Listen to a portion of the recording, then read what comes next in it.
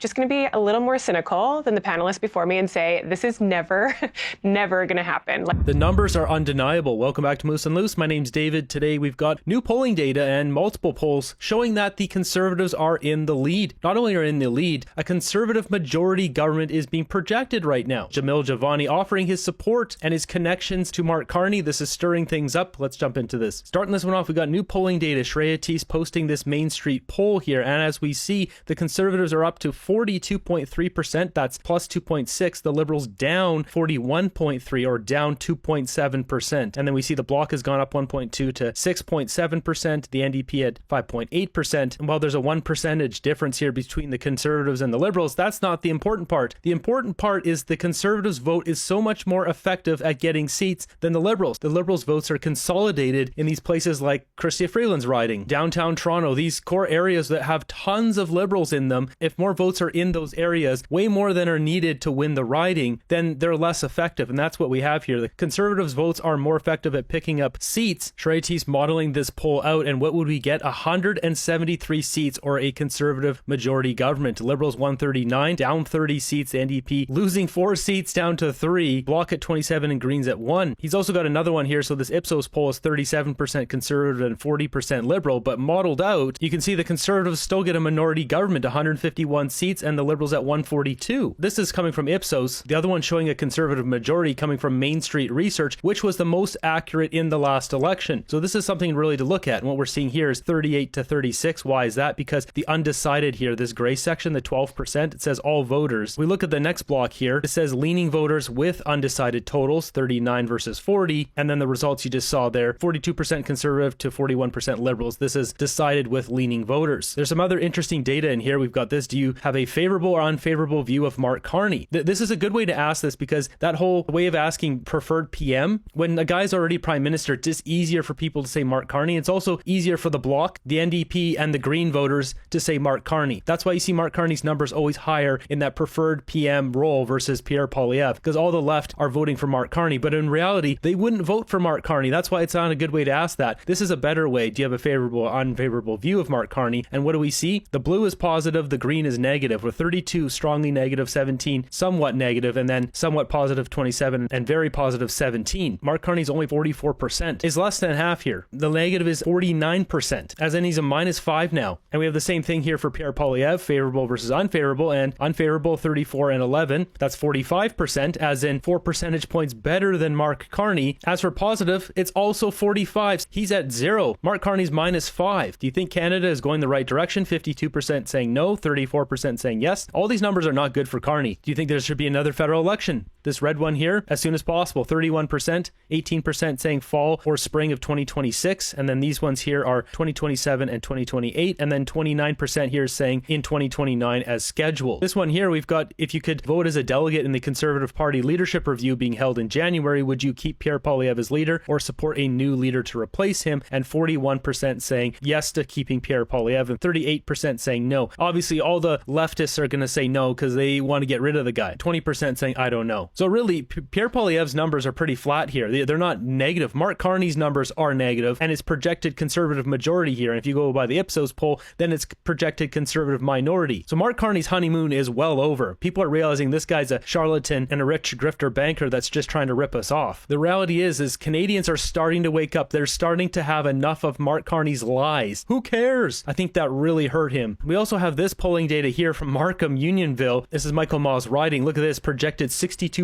for the Conservatives. Michael Maugh never intended to be there for a long time. He wouldn't win for the first time, become an MP, and then cross the floor. So what is he getting in the back end? Who is promising him something? Is it money? How much money? What is it? With all that polling data said, we got Mario posting this. It's official. He admitted defeat. He failed. Coming from Yahoo Finance, Mark Carney warns U.S.-Canada economic relationship is now over. How to survive a drastically different world. Does Mark Carney know that the dog and pony show here is over? Is he trying to fearmonger more? Oh, it's over. It's drastically ruptured. Everything's scary. Don't worry, the banker's here to save us. So a couple quotes from this article here. We've got this. Our relationship with the United States will never be the same as it was, even though in the new protectionist world, we have the best trade deal of any country. That's right, still leaning on Chrystia Freeland's deal. And we've got this one here. Indeed, Carney has cautioned before Trump's sweeping tariffs will rupture the global economy. There's a lot of moving pieces here. Mark Carney obviously trying to fearmonger some more, continually going after Pierre Poilievre. They're doing their best to try getting rid of the guy, and here he is, once again, leading in the polls. Moving ahead here, we got this interview with Jamil Javani. So there's reports that he has said, I'll reach out to J.D. Vance. He went to school with J.D. Vance. He's good friends with him, the Vice President of America. He said, I'll reach out to him, see if he can help get a deal with Donald Trump. What do you think the Liberals' response to this was? Nothing. But of course, first they have to ask about floor crossers. I am wondering, what has it been like in caucus? And I know those conversations are secret,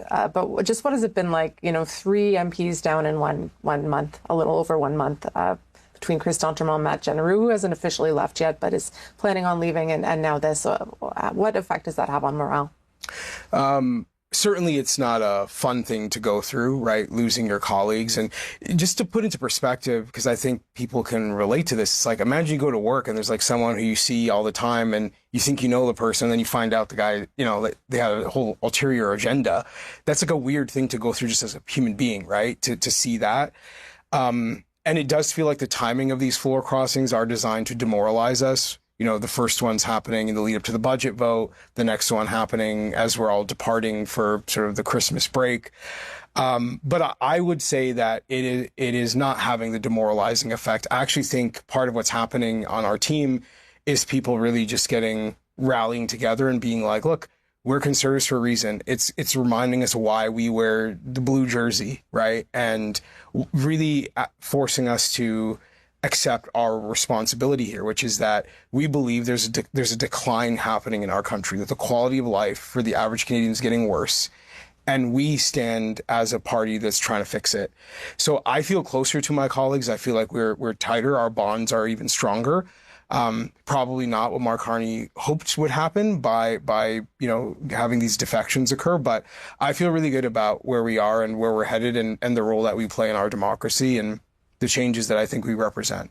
As for Matt Jenneru, he's not voting, he's not participating in anything. So what is he doing? He's just collecting money? There should be a 3 strikes rule and you're out. If you don't vote 3 times in a row, you should be immediately terminated from Parliament, period. Why are we paying him so he can step down later? What, he just wants to collect another $30,000, $40,000? I want to ask you, Steve McKinnon, the government House leader, is out today saying, there's more Conservatives that want to cross the floor. Can you just respond to that? Do you think that that's true? I have no idea what they're up to. I can speak to, the Conservatives that I talk to, and I feel very close and that we're all on the same page. But they've got the Liberals clearly have an agenda. They're clearly reaching out to people. And, I don't want to pretend I know more than I do. I don't know. I didn't know Michael Maw was going to leave. I didn't know Chris D'Entremont was going to leave, right? Like, I come here like a job. I come here to work, and whatever games people are playing, it's not my business. Okay, I want to ask you about what's coming up in January. Do you think that Pierre Poilievre has taken any lessons from the last election, or does he need to? Well, you'd probably have to ask him for a better answer, but I can just say from my observations, I do think the experience he had in Battle River Crowfoot, going back out there, having to ask for a vote, talking to people, I do think it strengthened him as a person, as a man, and as a leader. I have seen him be, collaborative and with a bigger caucus, finding ways to get more people involved in things. So I'm hopeful that, as time goes on, just like any leader is supposed to, he continues to learn and grow. I think he's going to have a very positive result in the convention. I think a vote for Pierre at our leadership convention is a vote for our team and the strength of our team. And I hope we can just focus on making our country better, because I'm very sincere when I say I really think we're moving in the wrong direction and I want to see a course correction. Do you think that Pierre Poilievre is the right person to take you into the next election? Yeah, I do. When he became leader of our party, he won with an overwhelming majority. So before he continues there, some of you commenting on the body language of Conservatives. Well, here's a perfect example. When Jamil Javani is asked this question, look how fast his response is. Do you think that Pierre Poilievre is the right person to take you into the next election? Yeah. So you can see his eyebrows right away pop right up, and his answer is yeah, right away. He didn't have to think about that. This is an honest reaction. When someone looks down or is looking underneath the podium for the mouse, as Mark Carney's always doing, they're trying to hide something. They're scrambling their brain trying to come up with an answer. When you answer this quickly, it's definitive, it's honest, and it's usually truthful. I do. When he became leader of our party, he won with an overwhelming majority of Conservative members selecting him. They have a chance to do the same in January. And providing he passes that, I mean, the Conservative membership will have spoken twice. And that's what I expect to happen. And that to you is if he has the support of the Conservative base or the Conservative voting, that to you is indicative that he should continue to lead the party. Yeah, we're here to serve people, and the people who show up to make that vote in January are the people who make that decision. Here he's talking about J.D. Vance. Conservative MP and close friend of U.S. Vice President J.D. Vance says he could help restart trade talks with the United States.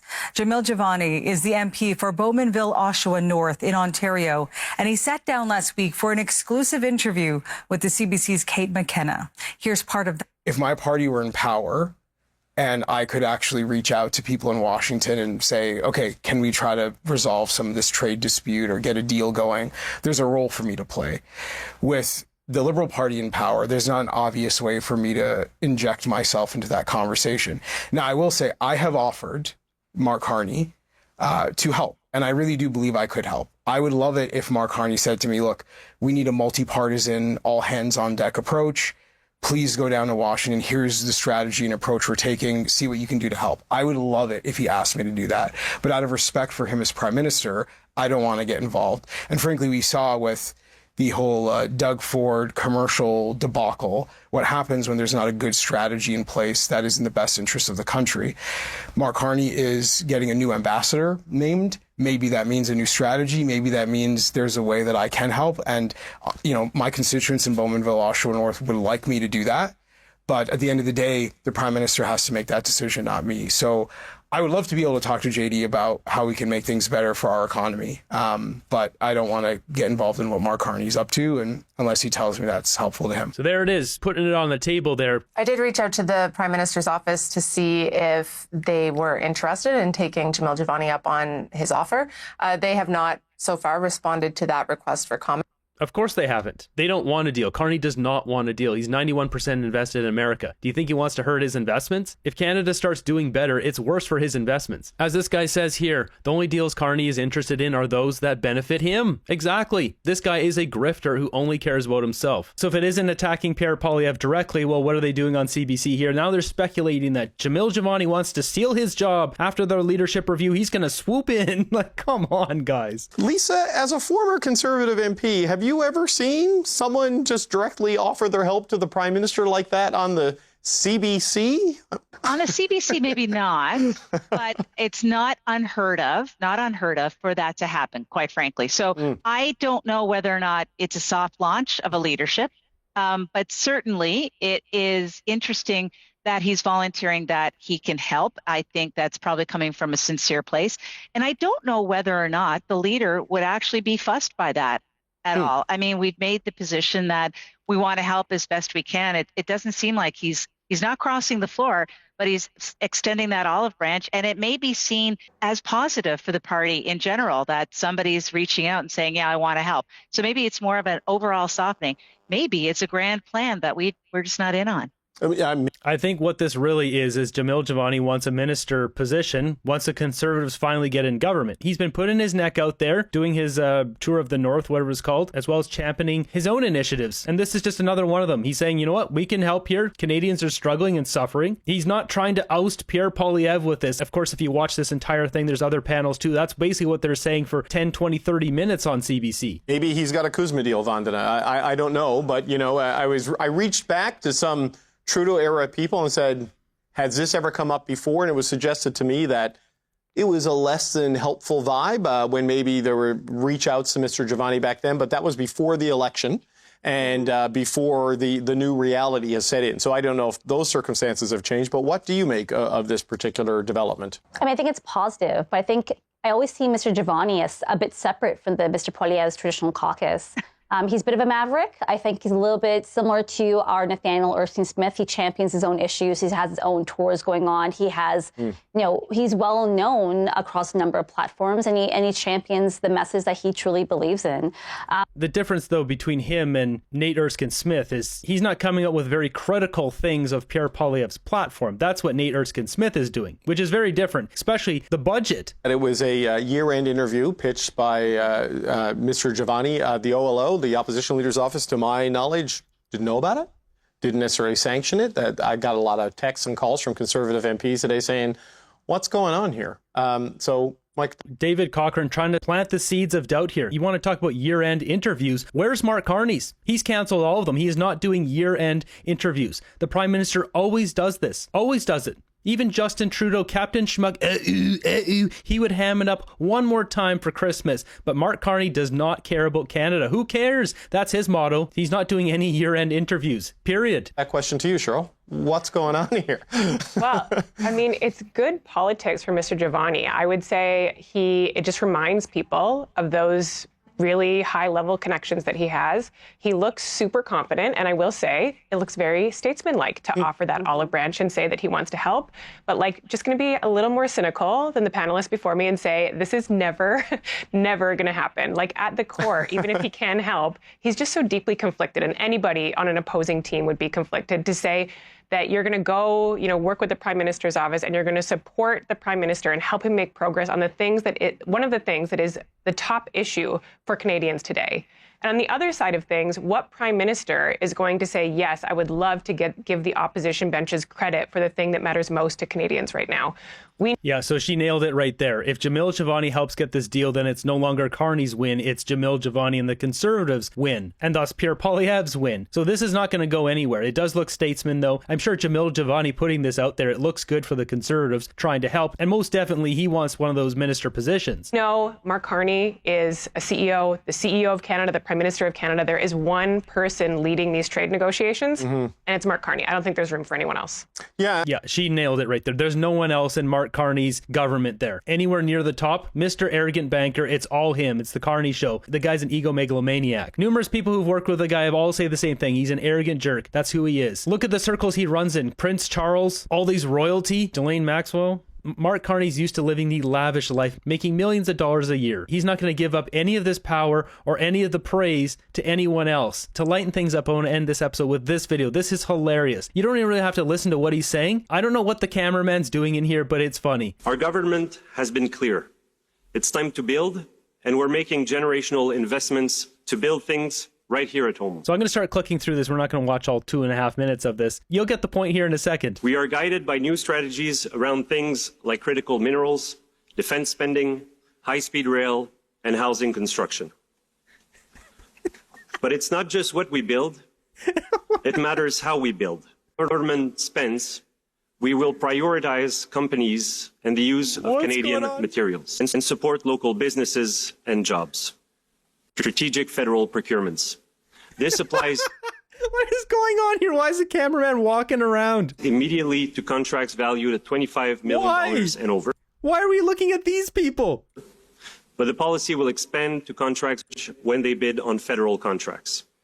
Second, are processed in Canada, not just sold by distributors, so as to ensure that federal projects genuinely drive demand for Canadian-made material. This is wild. Yeah, punch in. Policy Let's see if he's trimmed his nose hairs. applies across federal departments and agencies and will apply to crown corporations. That's basically where it ends. Maybe it's not just Canadians. Even the cameraman has had enough of the Liberals.